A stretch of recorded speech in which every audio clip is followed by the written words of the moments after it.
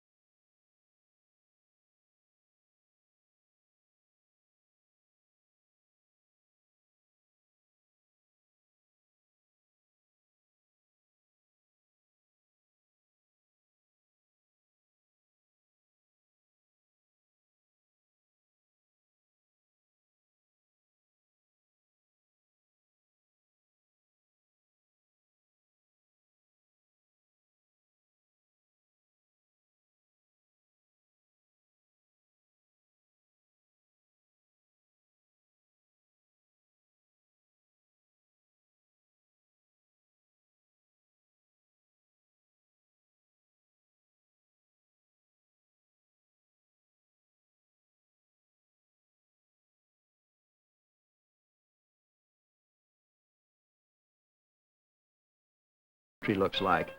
As busy as I was, I never even saw him slip away. Down at the bottom of the hill from our camp was an outcropping of rocks we had passed on the way in. Looks like a good place for a bobcat or a coyote to stay. Old Mother Coyote must have thought the same thing, because she was living there in a small cave, raising a single pup. Now, you know the old saying, when Mom's away, the pup will play. The only trouble is, it's no fun to play alone. You get tired of poking around in the same old holes day after day. There surely ought to be something better than this to do. Up till now, this little coyote has never been very far away from home, but today was the day to see what lived on the other side of that hill. Homer headed straight for the rock pile. He must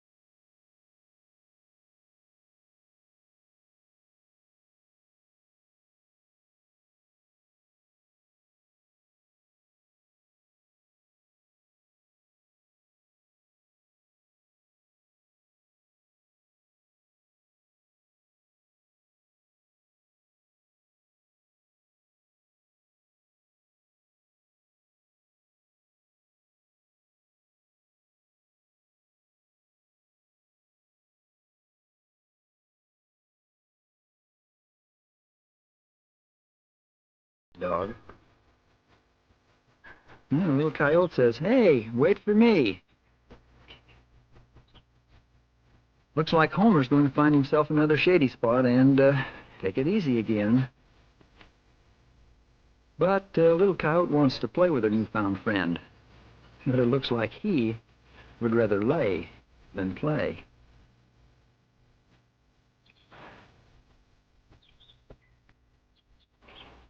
Maybe if I chew on this end, he'll move. Will you play if I stand on my head?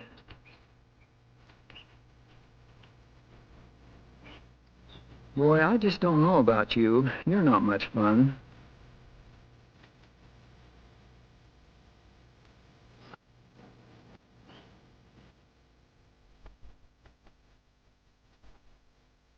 I'll bet if I bite your tail, you'd move. See? Well, at least you got up. Maybe I can hold you up. Oh, not again. Well, maybe you'll play if I do a somersault for you. Boy, I'm sure wasting a lot of energy on you.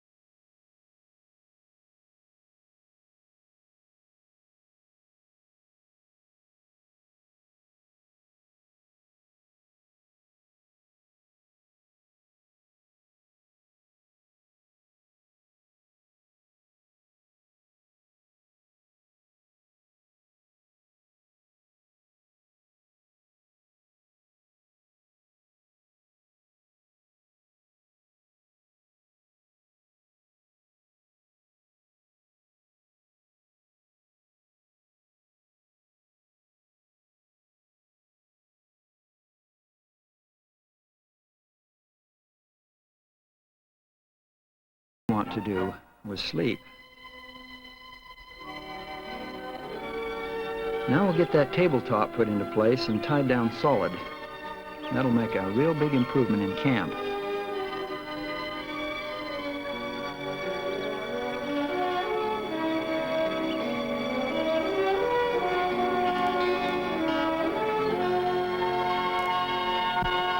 We'll take a few branches off to make... Oh, was that Homer?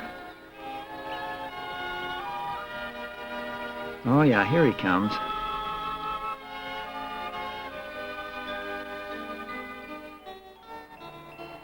Well, it's about time you got back. Come here, Homer. Come on, I've got a little present for you. This will help to keep you from taking off anytime you want to.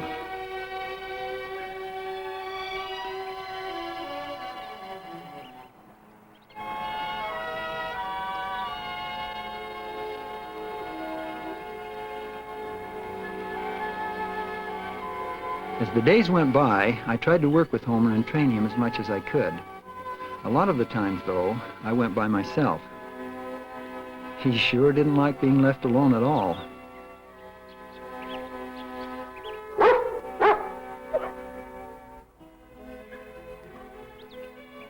This part of the country has many different species of birds and animals which you can run into almost any time.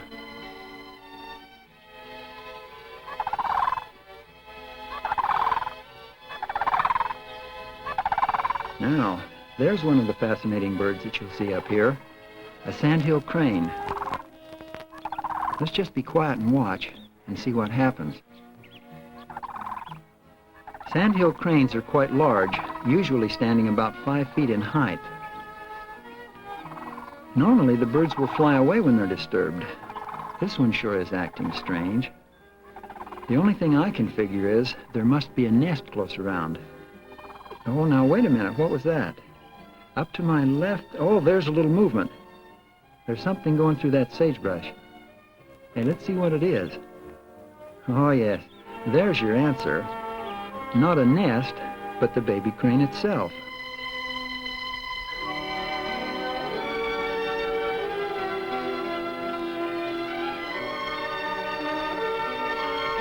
Looks like Mom wants her baby back. We'll hurry and turn it loose so she won't get too upset. Dogs like Homer would instinctively want to chase this chick. That's why he'll stay tied up until he learns to obey commands. One of the reasons I brought Homer along this summer was for his company. Also, I wanted to work with him and teach him to retrieve and to obey commands. A dog running loose in the wilds in the spring, or one that will not obey commands, can be very destructive to nesting birds and their young, and also with newborn animals. One of the first things I teach a dog is to not be gun shy. Talk gentle to them and start shooting with a cap gun.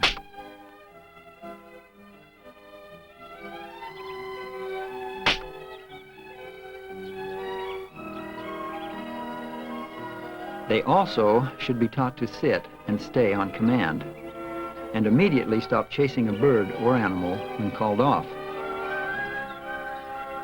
We will go through a lot of sessions like this during the summer.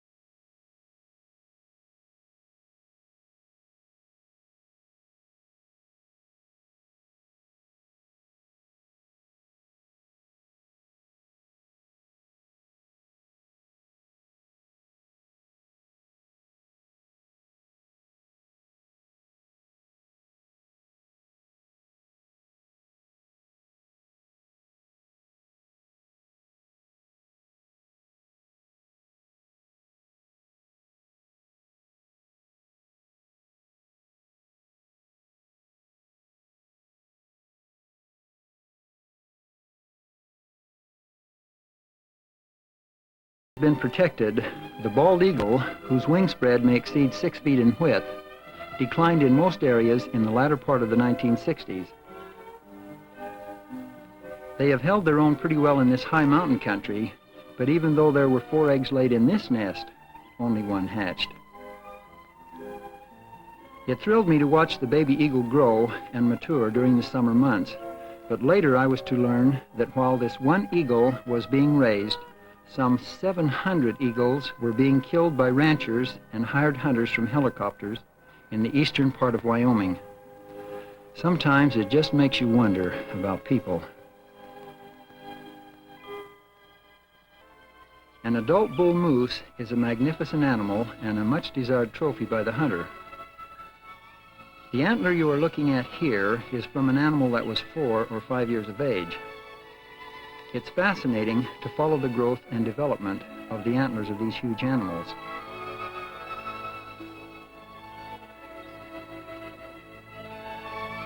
There have been many movies made showing the hunting and shooting of these big game animals, but very little has been said about the development of the great antlers that make them such a wanted trophy.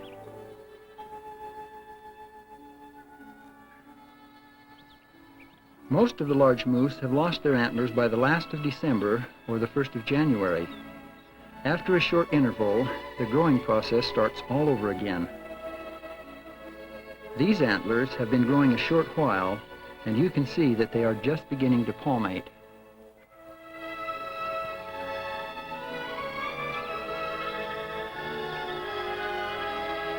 As the weeks go by, we are going to compare the growth of the moose antlers with those of the mule deer.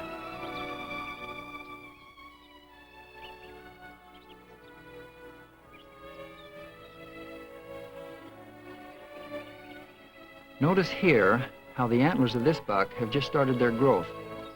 They appear as a pair of knobs covered with a dark skin from which the bony tissue has developed. The soft, hairy skin, which secures their rapid growth, is known as velvet, and its accidental injury affects the development of the antler. Most people do not realize that the antlers on moose, deer, caribou, and elk are grown completely new each year. During the spring and summer months, the new antlers develop, and by fall they have completely hardened and are ready for the animal to do battle, if necessary. Several more weeks have passed. The antlers have lengthened until they are about to make the first split or branch.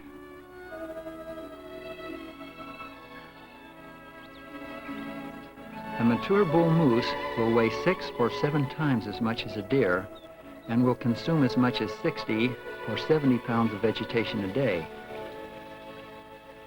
Here you see the continued growth and spreading or palmation of the antler.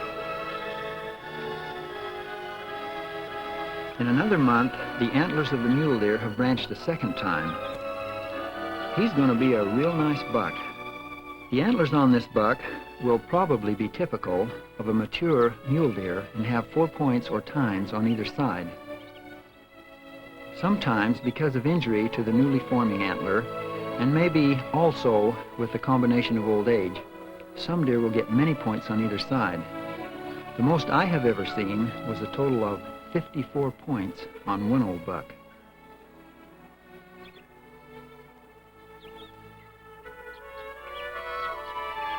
Moose are the largest members of the deer family. The animals are browsers, which mean they prefer to eat tender shoots, twigs, and leaves. Deer antlers normally stay round and form points. Here you can see the continued widening of the palms on this nice bull.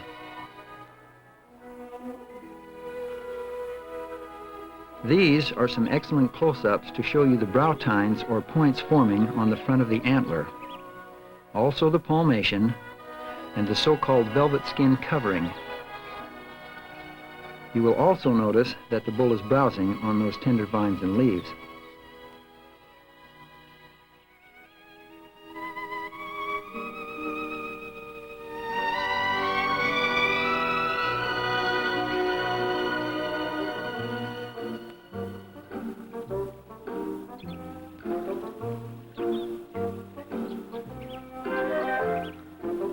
Something else has been developing during the summer months, too. Yes, the calves are now about 2 months old and are well able to keep up with Mom wherever she goes.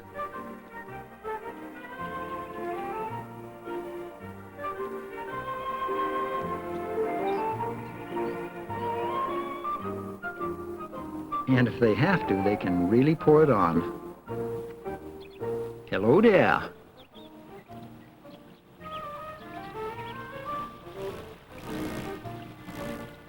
The slow, easy stride of a moose helps it to cover a great deal of ground with little exertion.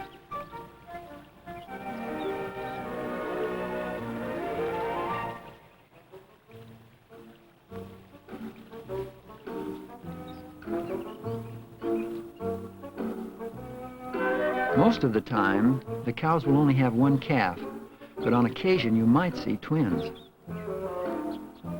I remember a fellow once saying that the reason a moose calf is so cute is the fact that he is really quite ugly.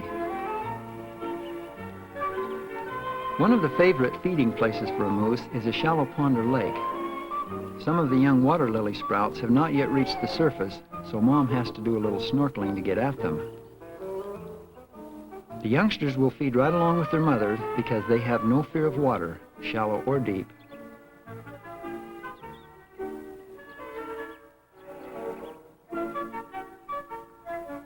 On different occasions, I have had people ask me if I had ever seen animals actually show emotion or real affection one for another. I'm going to let this scene answer that question.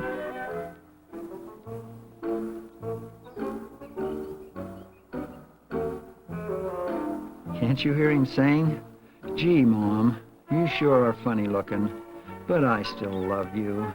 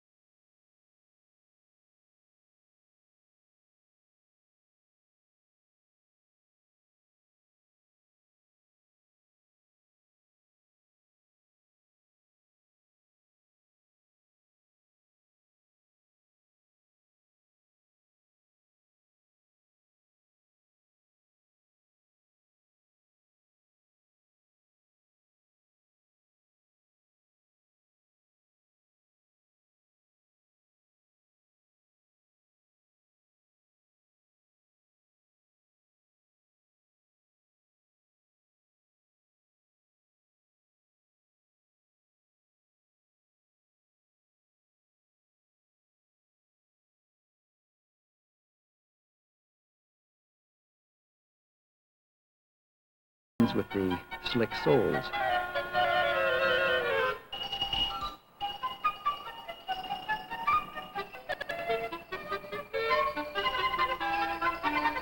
By the way, who says you have to be a kid to enjoy the companionship of a good dog?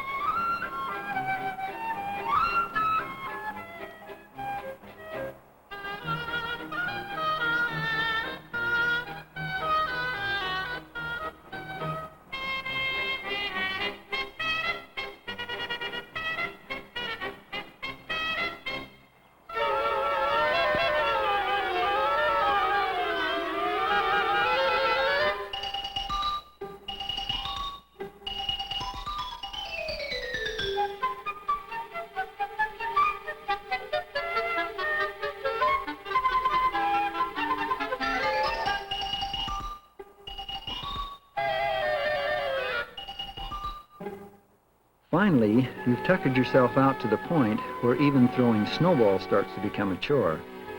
So you just sit down and enjoy the clean, unspoiled beauty all around you. While you're sitting here, looking, you remember that not too far over those mountains to the north is a fantastic place to visit.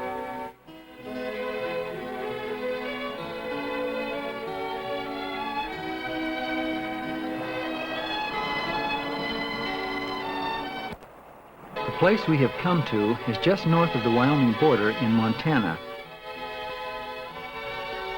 The movement of glaciers many thousands of years ago helped to carve and mold this fantastic country. At the head of the canyon that you have been looking at is the remains of a very unique glacier. Its name, Grasshopper Glacier. Hundreds of years ago, an apparent migration of grasshoppers was trapped in this basin, covered with snow, and eventually frozen in solid ice. I have just spent 2.5 hours walking the last 9 miles to the glacier. Sometimes you can get a 4-wheel drive 7 of those miles, but you still have to climb the last 2 up and over the mountain to get to the glacier. I've made several trips up here, and this particular time the glacier was more exposed than I had ever seen it before. It does take some work to locate the grasshoppers. Most of the time, however, when you find the right spot, you will see them right under the surface.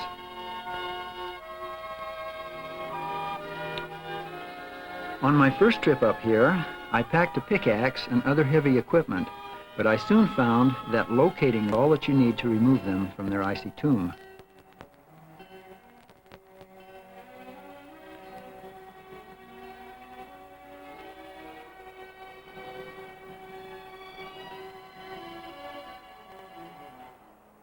If the preceding winter's snows melt rapidly during the summer and leave the exposed portions of the glacier, as you see here, you have little trouble in finding the grasshoppers. I spent about 2 hours in nature's icebox, and these are the specimens that I found, which will be taken to the university for study. Some 400-year-old fish bait.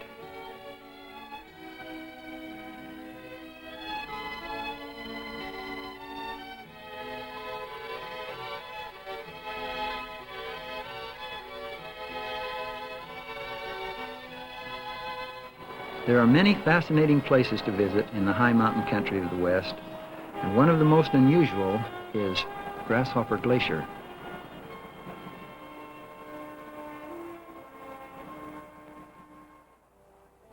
Not far to the east of where Homer and I were playing in the snow is another fascinating place to visit.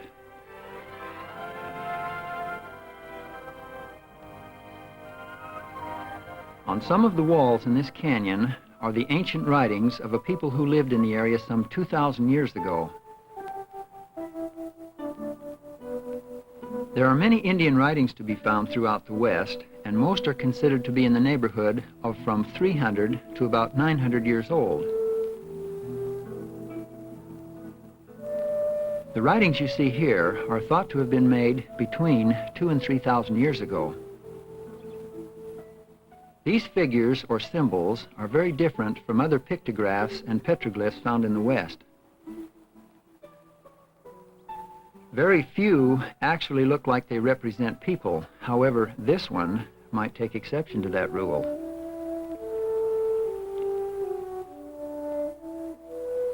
Archaeologists tell us this is not a bird, but it is called a bird woman.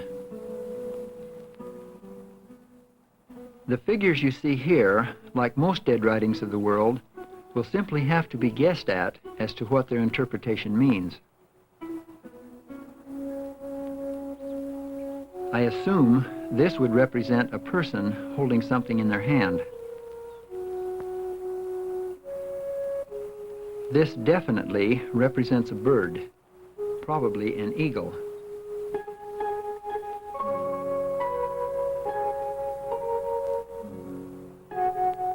Of the many writings found in this canyon, this is the only one that has been deciphered. This petroglyph tells the story of the death of and mourning for a great medicine man.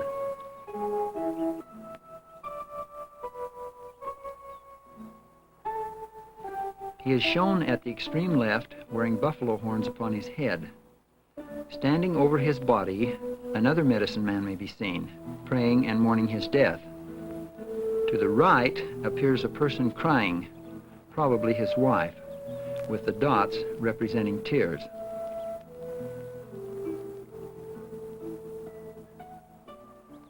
To the right of the crevice, we see the tribe mourning the death of this great man. Among the figures are the chief, medicine men, bird women, and other women mourners. All their arms are raised in prayer to the gods. To the extreme right is a blanket and several bags which were given as gifts to those persons who mourned the death with the loudest cries and showed the most grief. The custom of giving to mourners is still carried on today on some reservations. The medicine man was no doubt famous and of great value to his people, or this picture, in all probability, would never have been recorded. These petroglyphs were put here by a group of people known as the Sheep-Eater Indians. This carving is about 6 feet tall.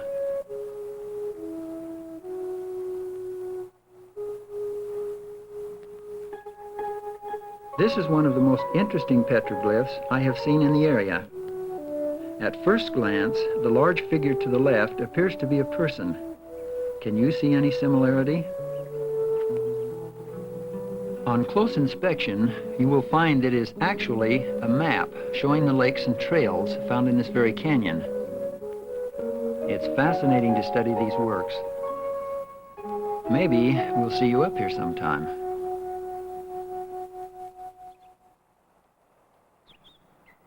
One day I was setting up my camera to get some pictures of flowers and unusual vegetation when, much to my surprise, I heard a shot.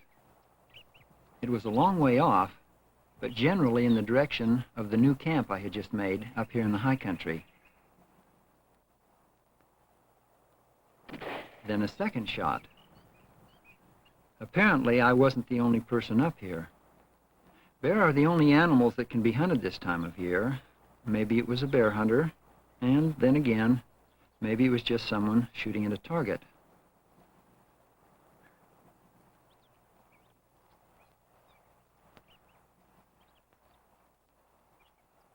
I finished setting up the camera, took the pictures I wanted, Indian paintbrush, fireweed. Incidentally, this is a weed and not a flower. It is usually the first vegetation that grows after a forest fire. This is where it gets its name.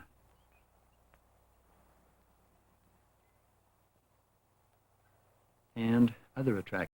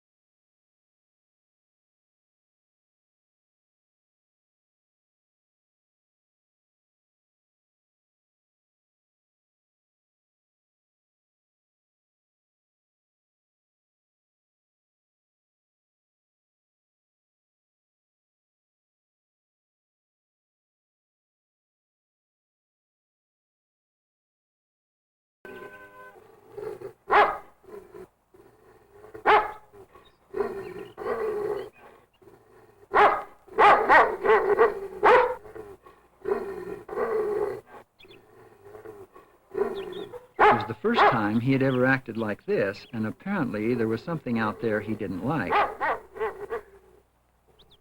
Homer, what's the matter?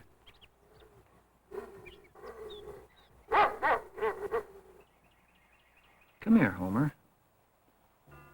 When I called him and he went right past me into the tent, I wondered what could be out there to make him act this way.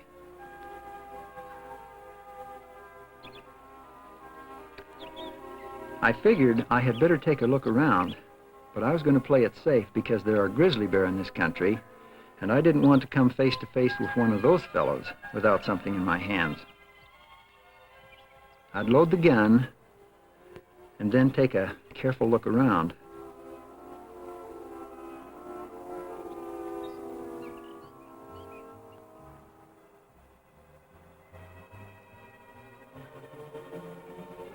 I made a big circle around camp, but I never saw anything.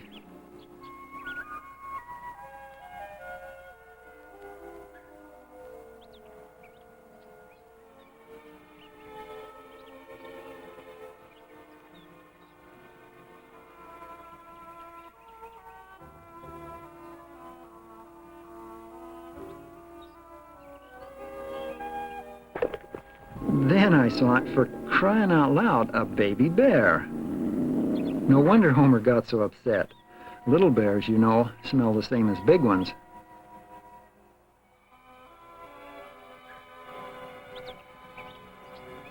Hi, fella. Come here. Come on. But babies have mothers. I wonder where she is. I headed back to camp. It took a while to find them in that junk, but one thing I learned to bring along on these trips, especially in the spring, was a couple of baby bottles. No, that one's too little for this job. Better use the regular-sized one. I'll put in some water, and then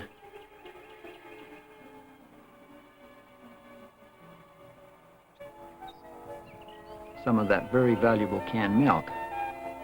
Maybe the poor little guy would like that.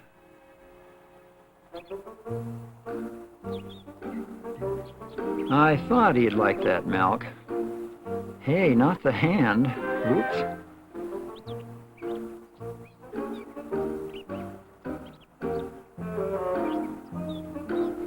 The poor little guy was about half starved.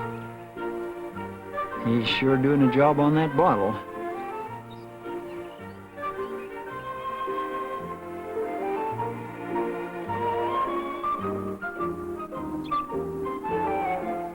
Hey, bring it in a little ways. Don't you know how to feed a baby bear?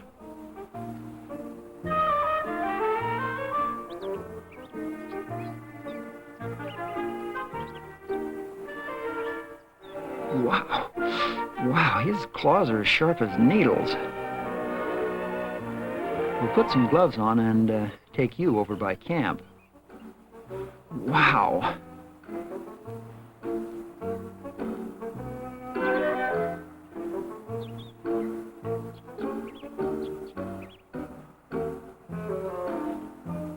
If you're going to live in a tree, then let's make it a tree right in camp.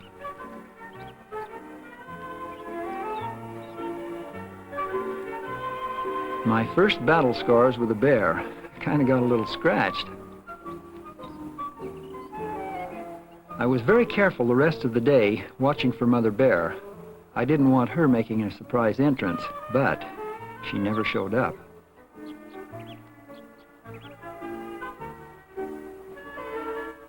The cub had a full stomach now, and I guess he figured the safest place to be was clear up in the top of that tree.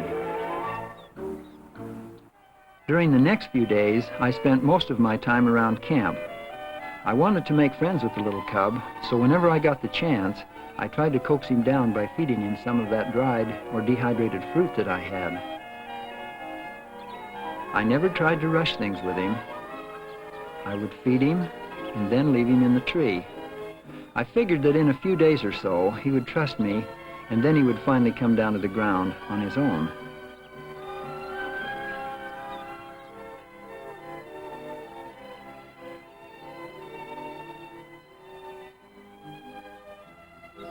There were always plenty of things to do. By the middle of the summer, Job's mane had grown out quite a bit, so I decided to give him a trim and roach his mane.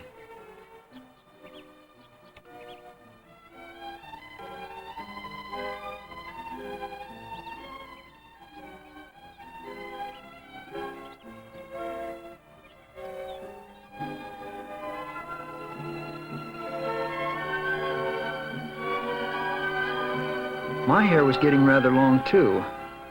I could cut the top and trim the sides a little, but there wasn't much I could do about the back. Just let it grow.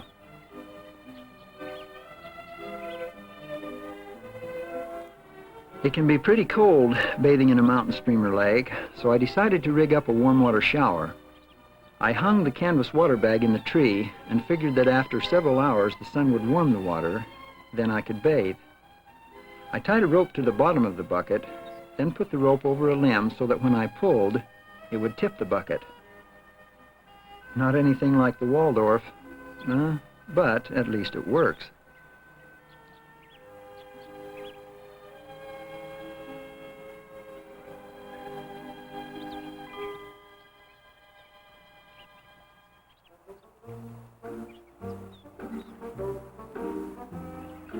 Let's see now. If I had that rope tied around my foot when I was actually showering, then it would leave both hands free.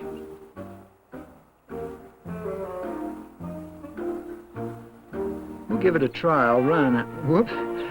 Don't fall down in the shower and break something.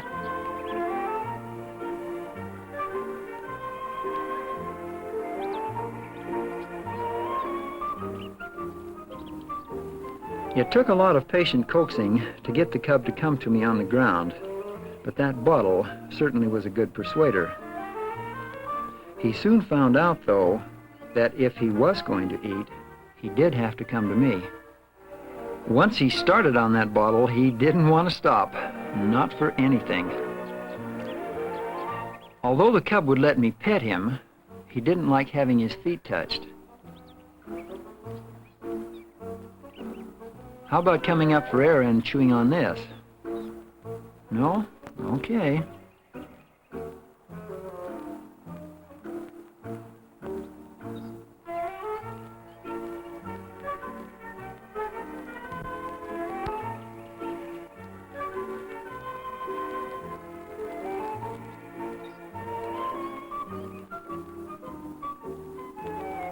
If you wonder about a bear being fast, watch this.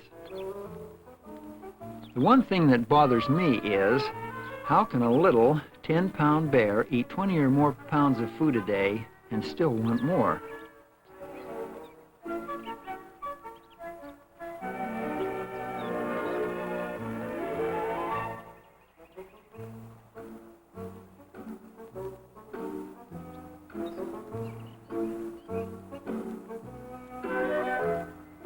After feeding him a bottle, I would make him climb up on my knees to get the dried fruit.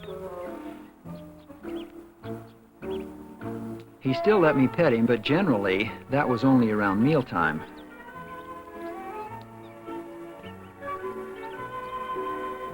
Yeah, that pocket must be where you keep the goodies.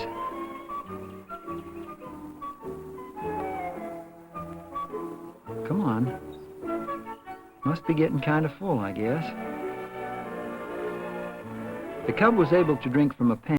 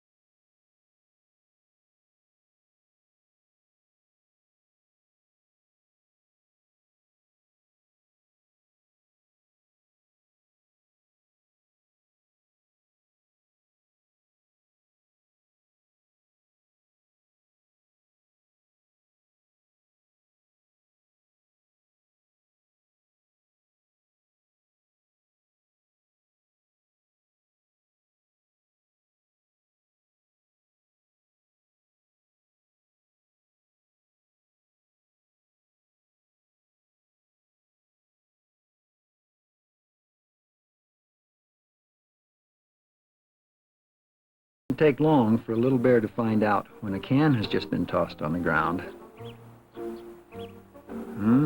It's got something on the outside that tastes pretty good. Let's see now.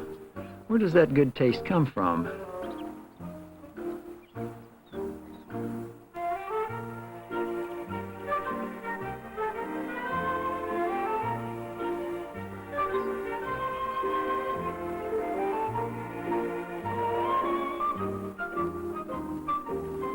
Now, what's that button right there?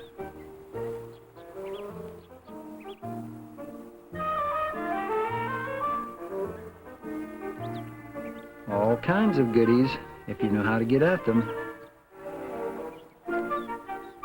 Well, I feel like a new man now, all cleaned up, no place to go.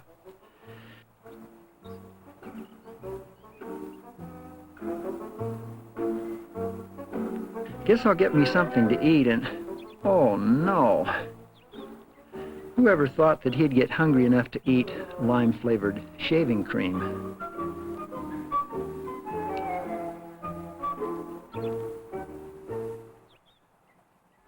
I've seen a lot of different animals this summer, but not too many elk. Occasionally, I would run onto a few in the thick pines. Most of them were cows, like the one you see here.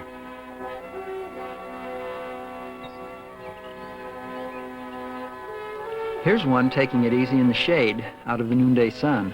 It must be related to Homer. Once in a while, in the larger meadows, you might see a few elk. These are all cows and young bulls here. The cows in this area are definitely not reproducing. I've seen about 150 head so far, and only 4 have had calves with them.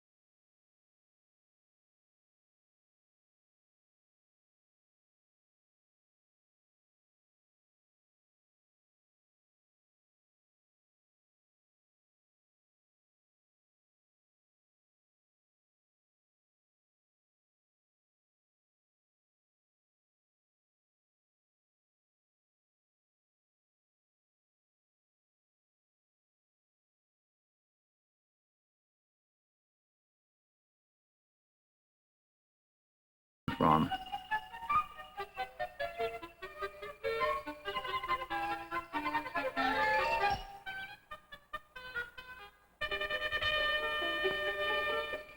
Well, let's see, what do we have here? Hey, that tastes pretty good.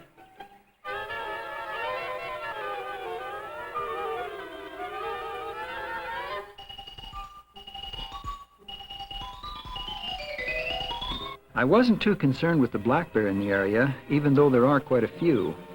But on closer inspection, I found that this is not a black bear track, but the track of a grizzly.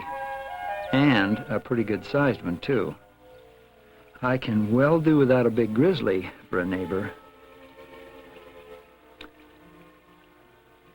Hey, who turned out the lights?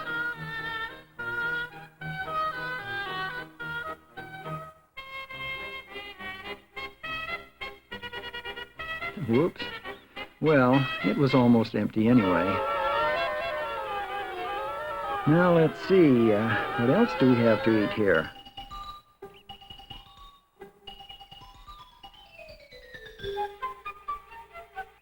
That grizzly track is from a real big fellow. I hope he's just passing through and not a permanent resident of this little valley. Kind of makes the hair stand up a little on the back of your neck.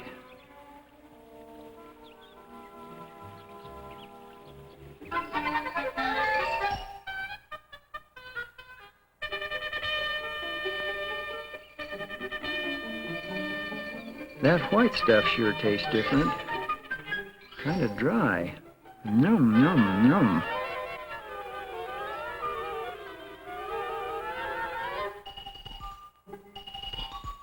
Nothing in there.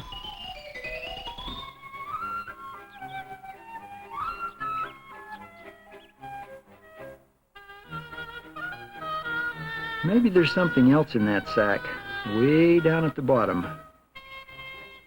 No, that same old white stuff.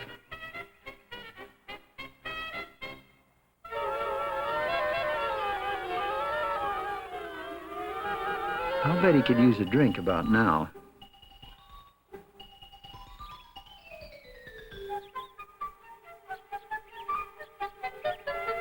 Now, if there's anything that'll take your mind off of grizzly bear tracks, it's something like this. Oh, no.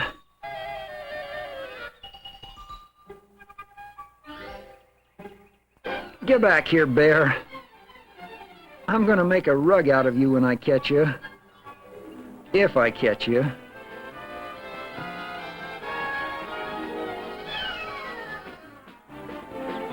That dad-blasted bear anyway.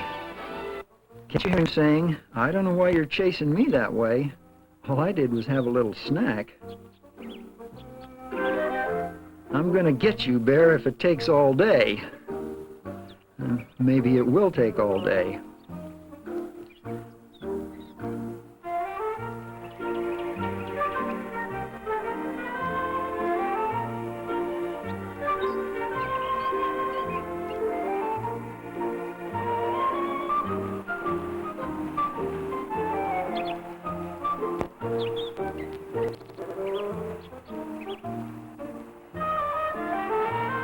Whoops, that's about the end of the line. After using several unmentionable words, and after tearing most of the limbs off the tree, I finally got him back on the ground. I tried to calm him with a bottle of milk. Then I was going to put Homer's collar on him. Come on now, settle down. This won't hurt you a bit.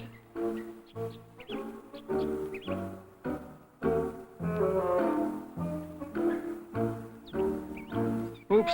Oh, no. Well, we went through the whole thing again. Up the tree, break off all the branches, get him down, some more milk. Okay, Bear, take it easy now. Oh, come on.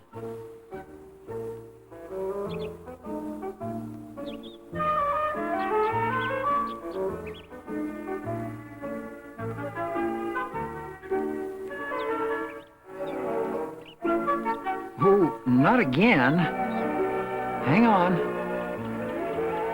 Well, I finally got him shackled.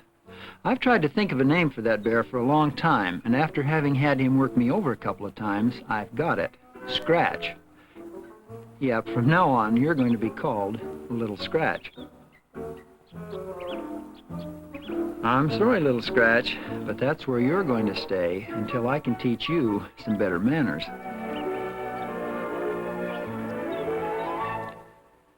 When most people think of hunting or fishing, they usually think of high mountains and tall pines, lots of grass and cool streams. But North America's fastest and most handsome colored game animal is not found there. Instead, this unique fellow is found out here in the flat country. You'll find an awful lot of real estate like this in the West. Some people refer to it as the wide open spaces, but most of the folks that live out here just call it plain old desert. A lot of people like to explore or hunt in the desert from pickups or jeeps, and this is fine. But as for myself, I just like to roam around on the pony and see what I can find. If you happen to be in the desert at the right time, you might be fortunate enough to experience something that happens only to the antelope. The antelope is different from moose, elk, and deer in the fact that it has horns like cattle and sheep do, not antlers like the others. The amazing thing that makes the antelope so unique is the fact that it is the only animal in the entire world that sheds or drops its horns each year and grows new ones. Here is a pair of freshly discarded horns. It is very seldom that you will find them in the desert because small animals and rodents eat them almost immediately. The small animals desire them because of their calcium content. Usually, on the older animals, the tips of the horns will turn white, as you see here. That's a good pair of horns, almost 16 inches in overall length. I'll put the horns in my saddlebag, do a little more scouting, and see if we can find some of these very handsome game animals. The best way to locate antelope is to simply move around until you see them, then sneak up on them, or try to. Sometimes this may not be too easy because they have eyesight equal to 8 or 10 power binoculars. Occasionally, the animals will stand and let you practically walk or ride right up to them, but most of the time, they try to put plenty of desert between themselves and you.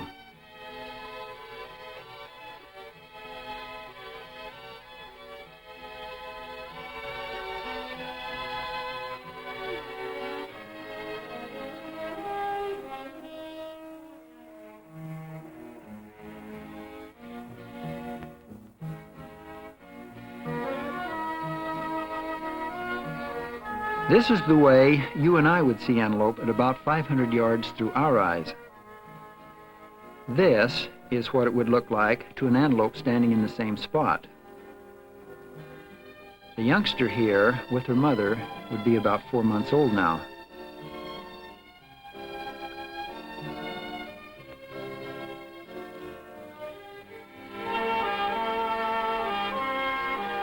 Here's a pair of twins. Unlike the young of most animals, it's not unusual to see young antelope as far as a half a mile from their mothers. Of course, they're always back in a hurry.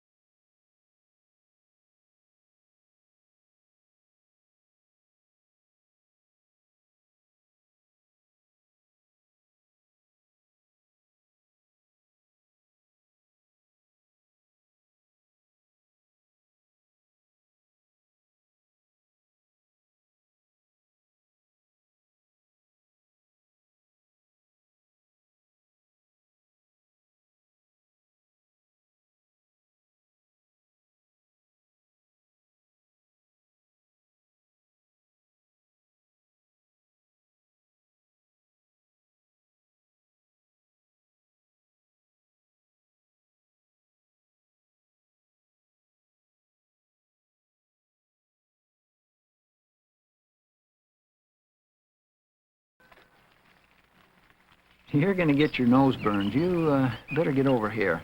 Come on, attaboy.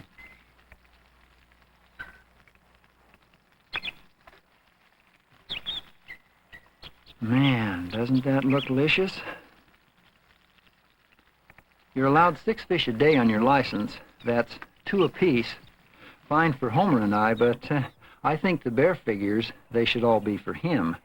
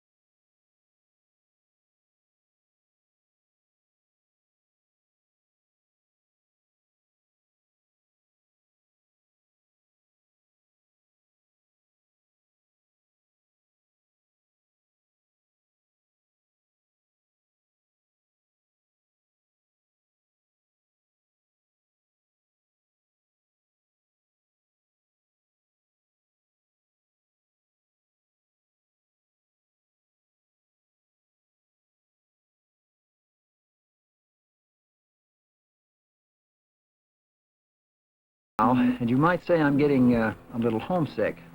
There's a song I know that really fits the occasion.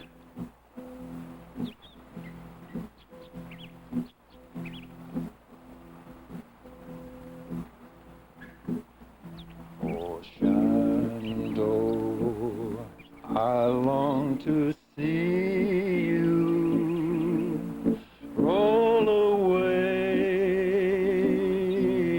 rolling river. Oh, Shenandoah, I long to hear you away. I'm bound to go across the wide Missouri. Oh, Shenandoah, I love your daughter. Away, rolling river.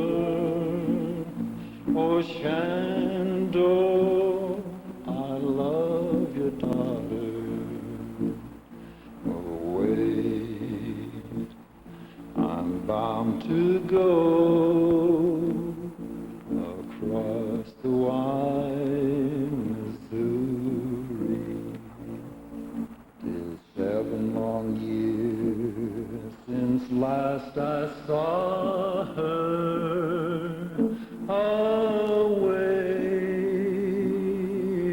rolling river.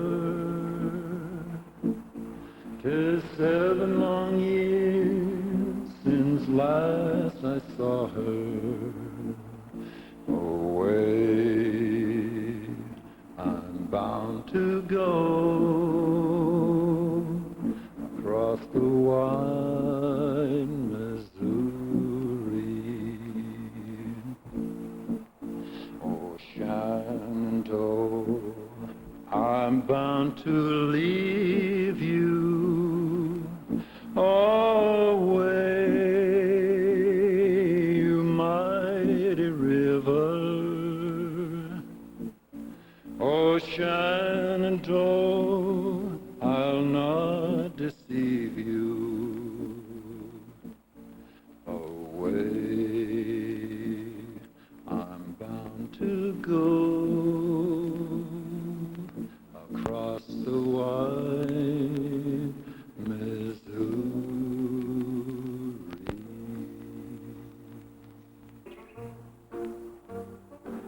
Rock-a-bye, baby, in the treetops.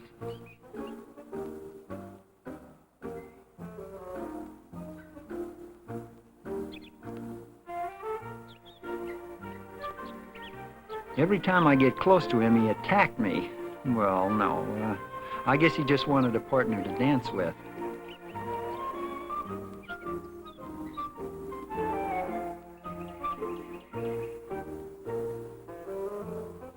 Well, if you're not going to feed me or dance with me, then I'm just going to pout.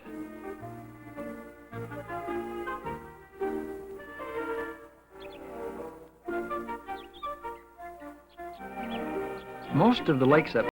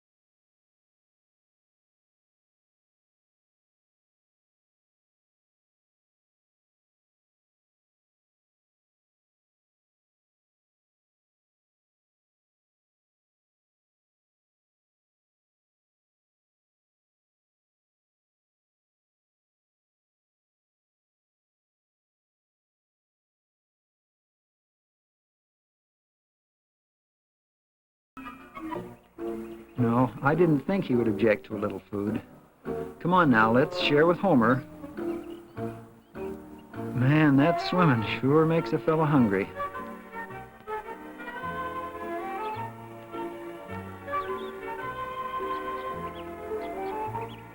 I thought I'd get to camp and get me something to eat, but as long as there's anything to eat here, then Scratch is the one that's going to do the eating. Want any more, Homer? All right, Scratch. Remember what I've taught you. Gentle now. Atta boy.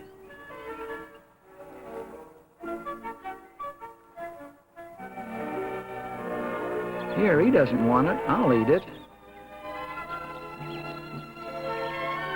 We got back to camp. I changed my clothes, and now it was my turn to eat. There's a big decision that I've been putting off that will have to be made pretty soon. I'll be heading for home in a couple of weeks, and the problem is, what do I do with little Scratch?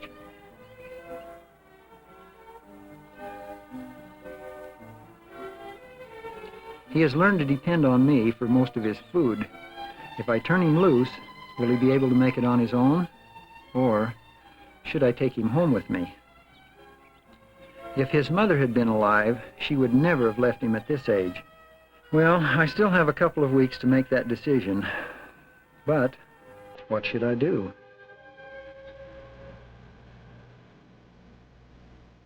A couple of days later when I went to bed, it was raining. When I got up the following morning, there was a light snow on top of the mountains. This is when I like to look for game animals. By now, the antlers on most of the game animals have hardened. The big bulls will be starting to rut pretty soon and be looking for some cows for their harems. When the bull elk start bugling, then is the time it becomes quite easy to locate them. There's one bugling up on the side of that mountain someplace. Oh, there he is. Oh, man, what an animal. He has a tremendous set of antlers. He already has his harem, too. Let's see, there's 8, 9, 10, 11 cows and 4 calves with him. Oh, boy.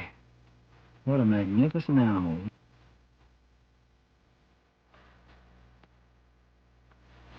Some of the younger bulls, like this one, have not yet started to try and round up harems, but it won't be long until all of them are out looking for the ladies. A nice 5-pointer. He hears that challenge from another bull, but he's not quite ready to accept it yet. He seems to be more like little Scratch, more interested in filling his belly than chasing the ladies.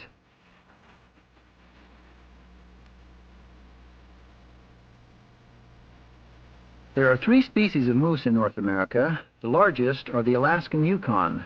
The second species is the Canadian, and the smallest is the Shiras moose, found in the western part of the United States. This big fellow hasn't lost his velvet yet. Here's a couple of fair bulls. I want to acquaint you with a fact that most people do not know or even think about. As I have already stated, moose, elk, caribou, and deer belong to the same family. There is one main difference between these animals' antlers, other than the fact that while the other animals' antlers are round with points, the antlers of the moose flatten or palmate with points. Can you see the very obvious difference as you look at this bull? Well, with other members of the deer family, their antlers come out the top of their heads, while the moose, the only one, his antlers come out the side of his head. He spotted me, and he may think I have some designs on his lady friend. I think the best thing for me to do is just say, adios. After several days of rain and snow, it began to clear. And as always, after the first snows of the season, it only took a few days to get hot and very dry again. Usually, when I took off from camp and was only going to be a few hours, or maybe a half a day, I would let Homer and Little Scratch run free.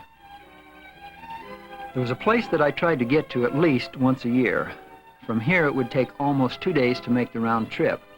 I didn't want them running around getting into trouble, so I tied them up and gave them a real big feed.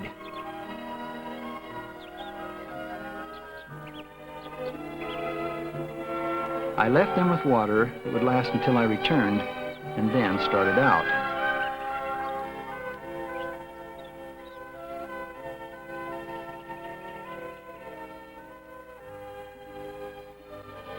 There are not many places left today where animals are never hunted. By this, I mean a place that is too far away or too rugged for people to get into. I would like to take you and show you one such place. I call it the Valley of the Ancient Rams.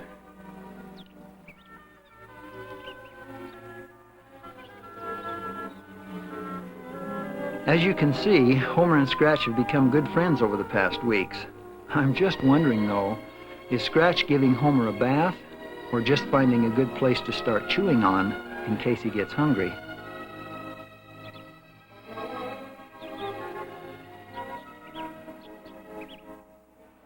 There are hundreds of square miles up here to hunt and fish in, or just come and relax.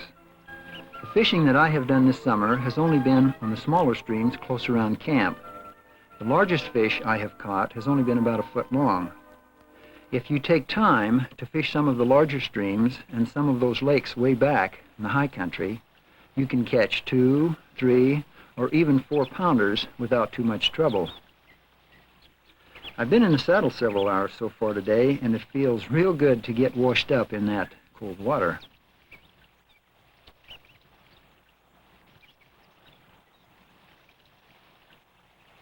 The pistol that I'm wearing is an old single-action Colt revolver that my dad bought in Jackson Hole when he was a kid, way back in the 20s. I've been practicing with it for a long time now. Maybe while we're taking this break, we can see if it was worthwhile or not. Single action means that the hammer must be brought back before the gun can be fired, as I'm demonstrating here, now at regular draw.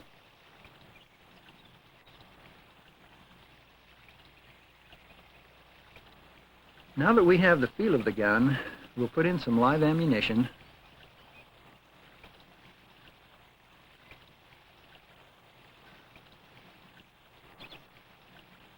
set up some targets, and try a few shots.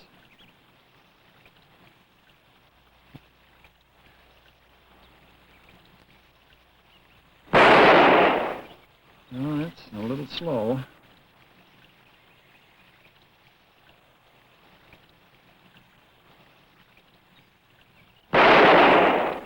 Not too bad. Ah, that's better. With a single-action pistol, you have to fan or bring back the hammer with the opposite hand if you want to fire more than one shot with any speed. This time we'll put in 5 rounds of ammunition.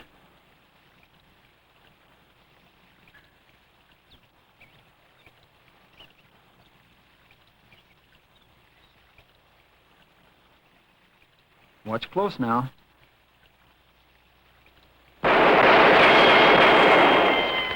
Well, I guess if John Wayne needs some help against old Black Bart and his gang one of these times, maybe I can help him out. Enough for playing around. We still have a long way to go.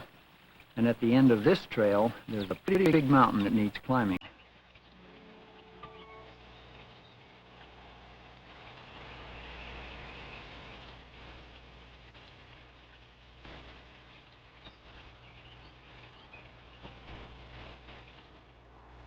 We've covered a lot of miles since the first day we started out clear last spring.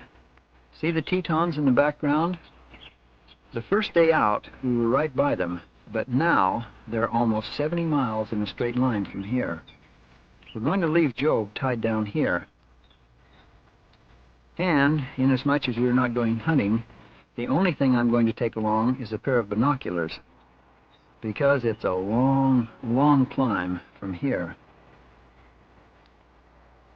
When you get above timberline, all you will find is a few stunted flowers and grass.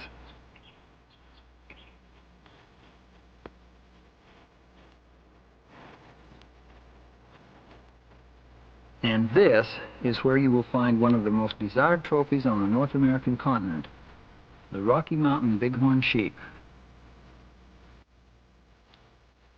The area you're looking at here is not where the Valley of the Ancient Rams is found. It looks almost the same, but as you will see later, I do not want this exact spot to be found, not by just anyone.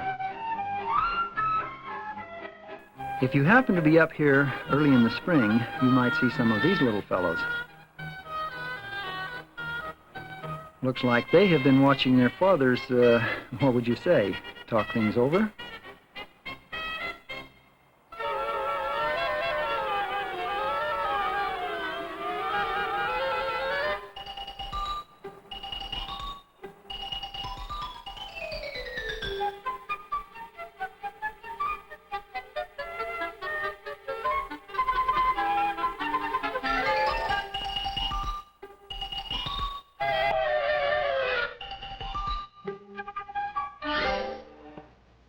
Sometimes in the early fall, you will see a few females in here, but most of the time, they are all rams.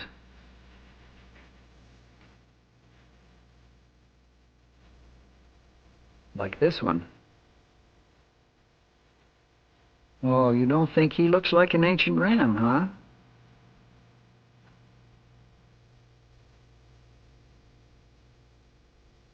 Well, what about this one? Now, that's what you call posing for your picture.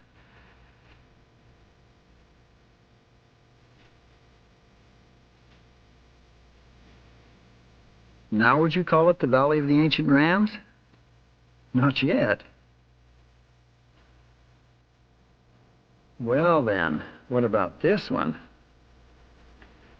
Now that one has better than a full curl, even though quite a bit of his horns have been broken off.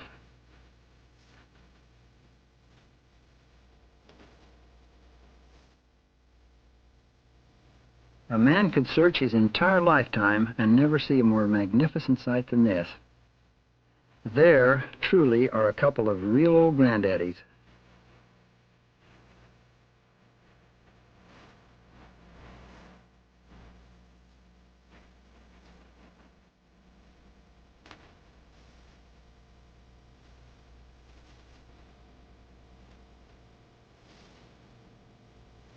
Look out, that one's going to come down and get you. I'm sure I'm the only person alive who knows of this place, and I think it will be a long time yet before I tell anyone how to get to the Valley of the Ancient Rams. Well, I guess Homer and Little Scratch have had plenty of rest the last couple of days. They used up all the water I left for them, and it looks like that bear has certainly worked up a real thirst. How you doing, Homer? I had an elk license with me, and I figured that if I could get one in the next few days, then I could load up and we'd head for home. I let little Scratch loose so he could run around a little bit, but I left Homer tied up so he wouldn't follow me hunting.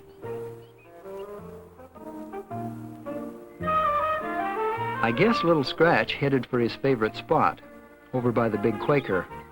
He sure loved climbing that tree. There was a drift of snow in the pines behind this grassy spot that he liked too. Apparently, something else liked the area also. An old male grizzly. Look at the claws on him.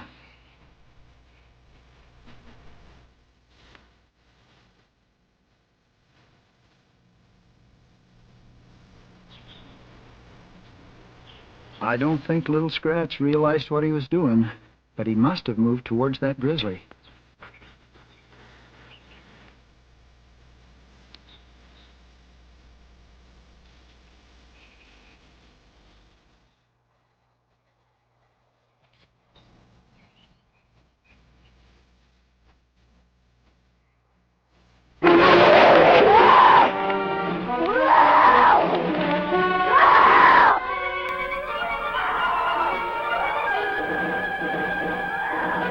Scratch?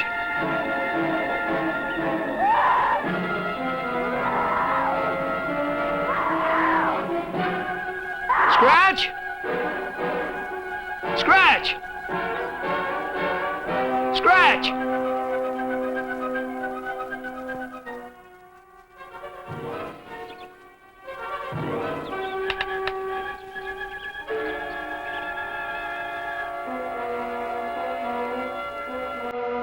From the sounds that I had heard, I was sure what had happened, but somehow I hoped I was wrong. Oh, no.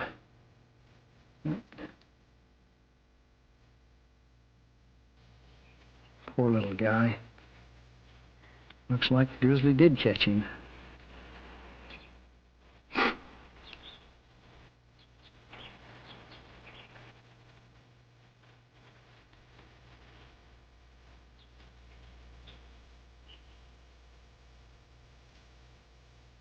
Well, there was only one thing to do.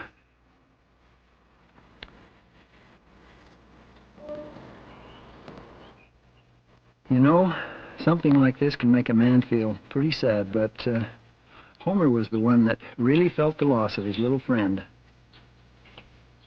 Well, I guess that's about all we can do for him now. Come on, Homer. Let's go. Come on, boy. Come on, Homer. I know how you feel. Come on, boy. Come here. Come on, Homer. I don't think you understand, Homer, but this is one of the laws of nature, where most animals try to protect the young. With bears, it's different. The males try to kill them. But don't feel too sad. Remember the twin cubs we saw earlier this year with their mom? She'll be around to protect them, and I'll make you a bet that one of them grows up to look just like little Scratch. Well, I don't think I want to do much hunting right now. So why don't we get back to camp, get things ready, and maybe we can head out tomorrow. Come on. Attaboy. Let's go home.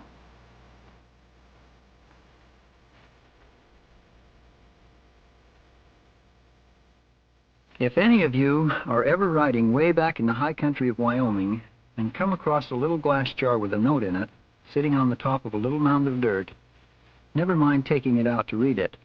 I'll tell you what it says. The pines are tall, the skies are blue, the water's clear, and my love is true.